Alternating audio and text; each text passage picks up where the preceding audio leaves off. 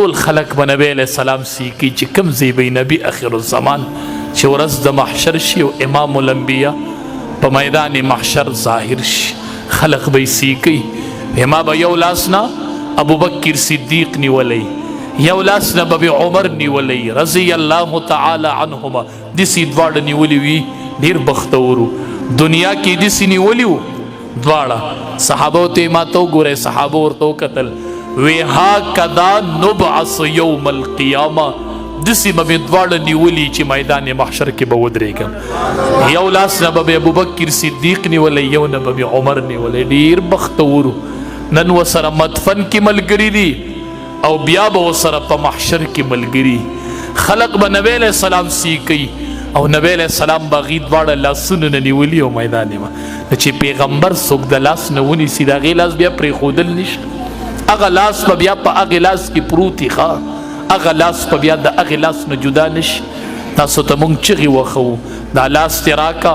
چې د پیغمبر په لاس کې دله لاس ورکم چا لاس کې م لاس مه ورکوه تاسو به څوک په چا پسې رواني او څوک په چا پسې او څوک په چا پسې ښه او حافظ قرآن به چا پسې رواني ای د قرآن حافظانو د نبی علیہ السلام به غټې نښې خو یوه غټه نښه به یې دا وي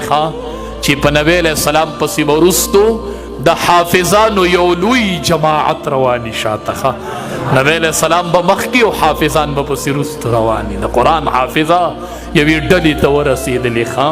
یوې ډلې ته ورسېدلې د پیغمبر په ډله کې به یو میدان محشر به خلق به سورې سیکی خلق به اسره سیکی او تاسو به په امام الانبیاء پسې شاته روان یې چې چا ته ونظریږئ ښه هر سړي ته وایه تا ته خپله ډله مبارک او ما ته امام الانبیاء مبارک ښه انشاءالله انشاءالله خو قرآن به یاد وړئ ګورئ ښه بچو قرآن به نه هېروئ ښه قرآن به نه ګډوډ کوئ د سینو نه ښه بچړو قرآن به یاد ساتئ او په مخه به د قرآن تلاوت کوئ په مخه به قرآن لولئ قرآن به هېروئ نه قرآن د څه سره هېرېږي پته شته بچو موبایل به ډېر نه ګورئ ښه دا موبایل یاد قرآن هېروي بچو دا چې یو تصویر وګورئ دا د قرآن یو آیات هېروي دا ډېره بې حرمتي ده د قرآن ستا سینه کې قرآن دی تا پسې ملایک رواني زه هم د قرآن حافظه ډېرې منډې ترپکې مه وهه که نه ډېر کنزل مه کوه که نه سمې خبرې کوه مړه تا سره شاته ملایک روان دي وي د ده په سینه کې قرآن دی تا سره الله ملایک ملګري کړي دي تا سره هغه ګرځي ای د حافظ قرآن پلاره مورې نن چې حافظ قرآن له کور کې کټ سم کې بچې دي ودش حافظ قرآن بچې به دې کټ کې ودی او غیر چاپیره به د کټ نه ملایک ولاړي وي دلته حافظ قرآن ملایک د قرآن حفاظت کوي که نه دې ته ولاړي او د سینه کې قرآن دی د پسې ملایک ګرځي ملایک بچو تاسو پسې ملایک در روان دي تاسو به د نظر ډیر حفاظت کوئ تاسو به د ژبې ډیر حفاظت کوئ بچو هسې نه د دې لوی نعمت بې قدري وشي ای بچو تاسو نه یې خبر اسمان نه به جبریل امین راغی او ځمکه کې به نبی علیہ السلام شو دواړه به یو بل ته مخامخ کېناست یو به امام الملائکه و یو به امام الانبیاء و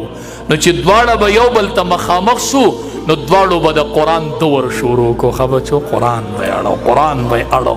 ته هغه کتاب اړئ چې هغه به جبریل امین او امام الانبیاء اړو نن ته هغه سینه کې ستا پروت دی تم لا خپې تم لا چاته زیریږي چرې به چاته نه زیریږي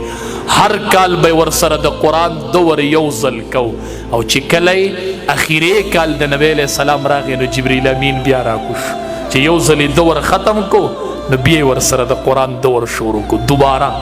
چې دوه ځله ورسره دور وکړو نبی علیہ السلام ډېر هوښیار خپلې لور ته وایي لورې ما سره جبریل امین قرآن دوه ځله واړو دې نه معلومیږي چې د بابا اجل دې لنډ شو بابا به دې اینده کال نه ښه لورې ښه پکېږه ما ښه د بابا اجل دې لنډ شو